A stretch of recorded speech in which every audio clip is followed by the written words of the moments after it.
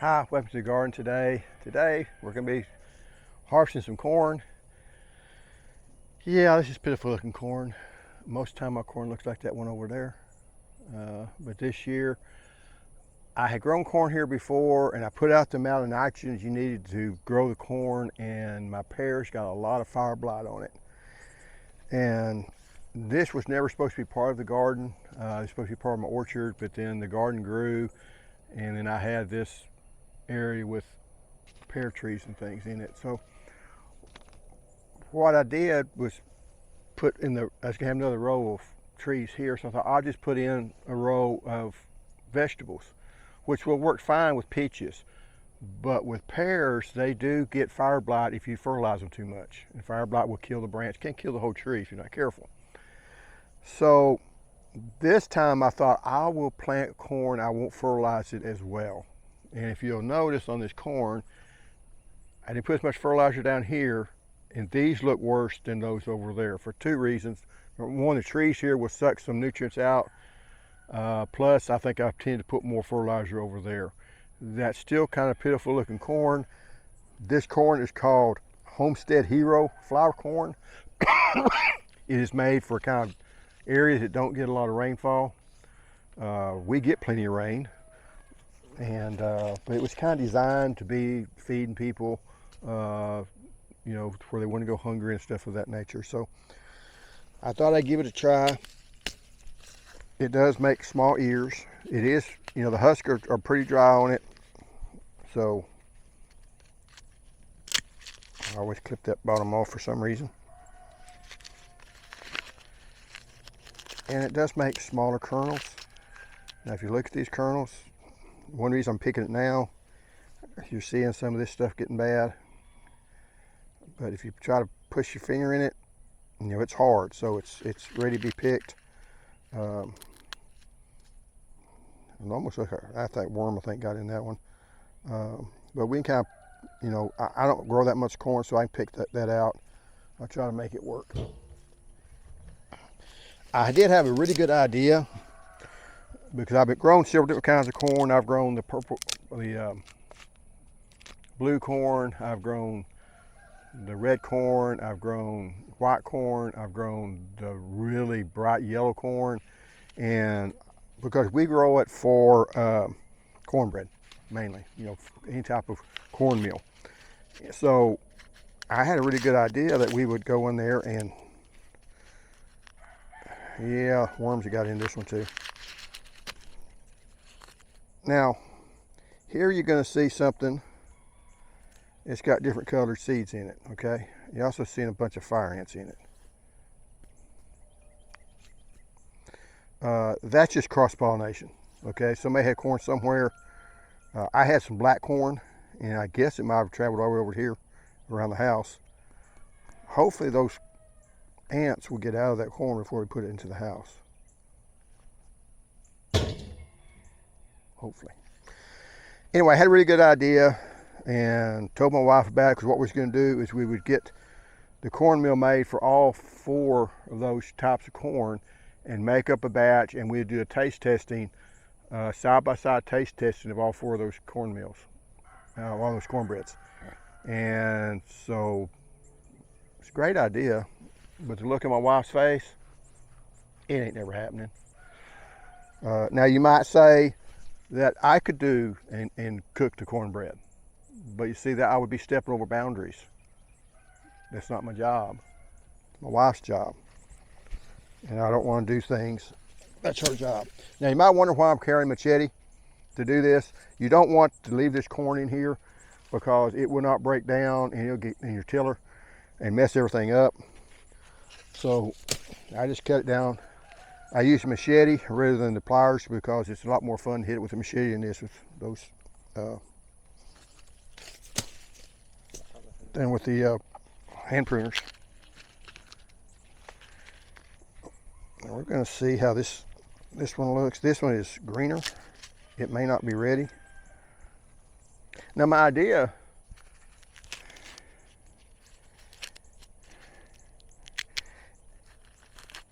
Yeah, that one just didn't get pollinated good.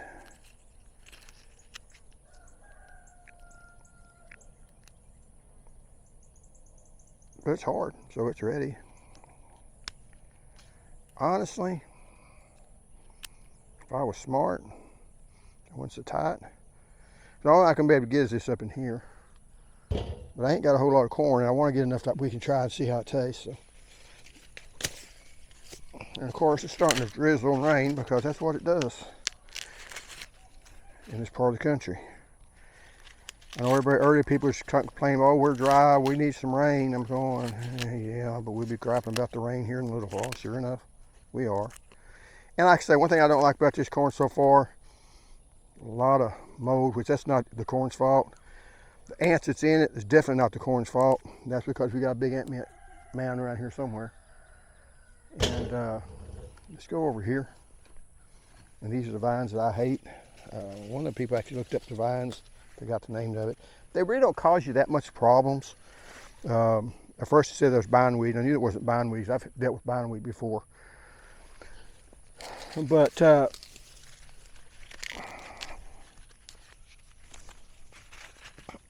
throw that over. Now the horse probably will not eat these. It likes it when it likes the corn before it. They like corn stalks before they turn while they're still green. In fact, before I put up this secondary fence, I'm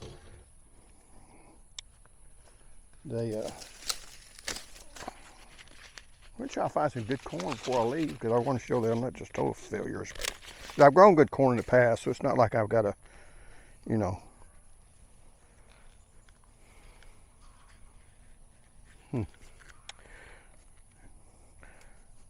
I wish I had a little sheet to put. I could put these in there. So now I don't know where to put them. I know I threw it in the ground somewhere. This is what it's supposed to look like, okay? This is a decent one. Now, a little bit of corn damage. I mean, that's what you're looking for. You know, that there's not a problem. You know, those others may or may not. Some of those I might not even use, but that's kind of what you're wanting. But to me, that's awful small, and I like a big old long ear.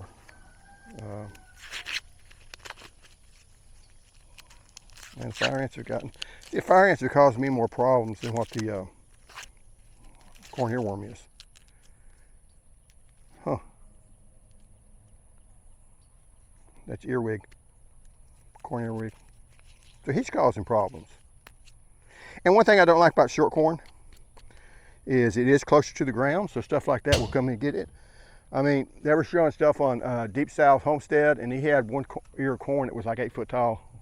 The corn was like 15 foot tall. That's the kind of corn I like. But that takes a lot of fertilizer, and this stuff is supposed to be able to make corn, and it's done that. It's made corn a lot less fertility than what we'd normally put down, okay? And also I got into a problem. We was getting rains was in a drought period, and then I'd miss the rain. They would say, well, it's not going to rain till such and such, and then we get an early rain because the fertilizer I use is usually urea, and urea is very good fertilizer. It's cheap. It is synthetic, but the knock on it is that we get a lot of humidity. We get a lot of humidity, and we get a lot of dew. And if you put out that fertilizer and don't get a rain on it in 2 or 3 days, it will volatilize, turn into a gas, and go up into the atmosphere. So you lose it. If you get a rain, it pushes down the soil, and when it turns into gas, it stays in there. So that was kind of the problem I was having. I'm gonna go over here where the corn looks a little better. Well, that didn't look any. I think they're all gonna look about like this. Now, I guess if you're hungry and maybe don't have as much, disease pressure or pest pressure as I have, this will work okay. But for me, come here, girl. Dreamer, come here. Here in a minute, I'll show you what we feed a horse. I mean, that's just not really worth messing with. By the time you get that's picked out and pick around all those other corn, that's just not something that you want to see. I don't want to mess with it. So that's going to be a lot of my problem. I'm going to try to go ahead and cut all these up, and when I get through, I'll show, you know, the thumbnail will be the picture of the corn that I harvested. I am thinking about trying corn here again this summer. It still makes me nervous about that because I'm going to put down that much fertilizer. You want some corn, girl? Come here. It's okay.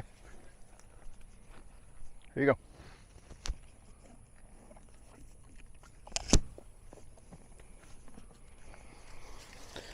Like I said, I was more or less hoping that the corn ears would look like this. And, you know, if you're using it for feed,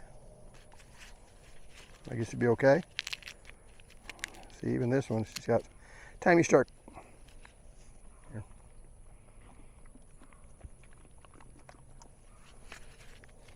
If you drop that, and this is the double fence that I've used. I'm trying to keep the deer out because deer won't want to jump over that fence and jump into here and get blocked in on that fence. So that's what I'm hoping.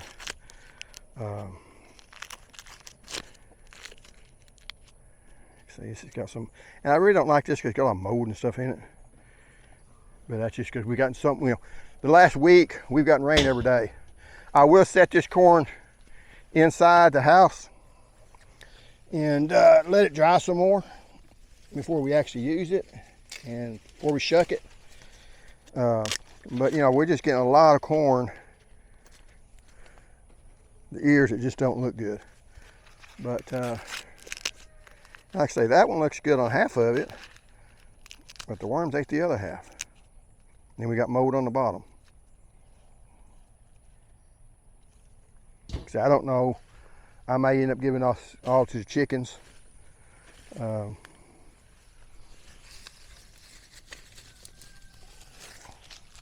I will show the corn here. Yeah, I'm going to give you this one too. And now you're going to get this. I say that's one of the better corn ears, but I already promised you it. But this is what I really like for them to look like. And this is Hickory King, I think. You know, you got ear corn here, you got one here, you got another one coming up here. This is the type of corn and the growth that I expect, and even a little bit taller than this. But like I said, it's outside. Might got a little more fertilizer. We got 3 good here. It's not going to pollinate. Well, it might. One unique thing about corn that a lot of people don't know, I didn't know it for a long time. There's a lot of ants. Anyway, is this corn plant here, this tassel here, will not fertilize these silks down here. Okay, they're non-fertile. Now these will fertilize this one here, and that one will fertilize this one here, but they are self-sterile. Now that does not mean that you have to plant another variety. In fact, you don't want to plant other varieties, but it does say that a single corn plant will not pollinate itself. It does require another corn plant to do that. So, you know, I was reading that in the book, and then I had to go through a lot of stuff trying to find out to verify it, and they say like 97% of an ear of corn is pollinized by a different corn. So that kind of backed up what the man said. If you're trying to grow 4 or 5 stalks of corn, you really need to take silks from each one of the corn stalks to fertilize them. But anyway, that's kind of all I was going to talk to you. Like I say, here I tried to grow a different variety of corn, and as you can tell, this over here, if your corn looks like this, okay, see how this corn looks, real short, it's tasseling out to this size. This is the same variety as that variety over there. This did not get enough fertility, okay? So if you're having really short corn like this, there's some fertility out here because you see all the weeds that are growing. But corn needs a very high nitrogen fertilizer applied to it, a lot of it. Even I get a little bit nervous, but it just takes a lot of fertility because you got to grow that big old corn stalk and the corn in a very short period of time. So it just takes a lot of nitrogen fertilizer to do that. It's also a big consumer of phosphorus, but most people have good phosphorus. Every time I take a soil test, I come out high in phosphorus. I don't need to add any more. because I already got it in the soil. But nitrogen I don't have, and nobody does really, unless you put in a lot of organic matter and builds it up over time. So if you're not really wanting to fertilize any, I wouldn't grow corn. You know, corn and onions both, and broccoli, they all take a lot of fertilizer. And if you're getting these little puny stunted plants, it's because you're not getting enough nitrogen in it. So either put in a lot of your organic. I use synthetic because it's just so much cheaper. It's like 5 or 10 times cheaper than it is using the other kind. And all I'm needing is nitrogen, so it's not that big a deal. I also will use organics too. I also use for the horse, will produce the horse manure, and I will put that in the garden. But if you're not growing very good corn, it also needs lots of water, but it also needs lots of fertility. Anyway, thanks for watching. At least I do got some corn stalks that look nice, and a lot of them that don't. Anyway, thanks for watching. I'll see y'all next time. Goodbye. Okay, one final comment on this. We did get all of it. Patrick done most of it, of getting the shucks off of it. Not a whole lot. I will say I just don't think this variety, the Homestead Hero variety of flower corn, is adapted to our area. We get too much rain. There's too much, you know, fungus growing in it. It has a fair amount of earwigs. It's going to be short. That one just didn't get pollinated. That just didn't get pollinated good. That's what they look like. So I do think that it's probably a good corn if you're going to have it in a lower rainfall area. I said the black corn was what was causing some of these look like that. It really is that purple sweet corn. Traveled all the way from the house all the way out there and pollinated some. So that's how much, you know, if you're trying to isolate, you know, sweet corn from flower corn, it just really doesn't work very well. It's not going to hurt this any. But I just kind of want to show you the last part of this. If you're in a really hot, humid area, I don't think this is a very good variety to grow. However, you know, if you're in a variety that didn't have as much fertility and kind of droughty area, which is kind of where it was originated. It was originated up, you know, in the far north. I think it's an okay variety. It's just not a variety that I would suggest growing down in southeast Texas. I think we got some better varieties. I'm going to try to get enough corn out of here to do a deal of cornbread, and if we get that done, I'll do a taste test for it as far as how it tastes. But anyway, that's my second eating. Thanks for watching, and I'll see y'all next time. Bye.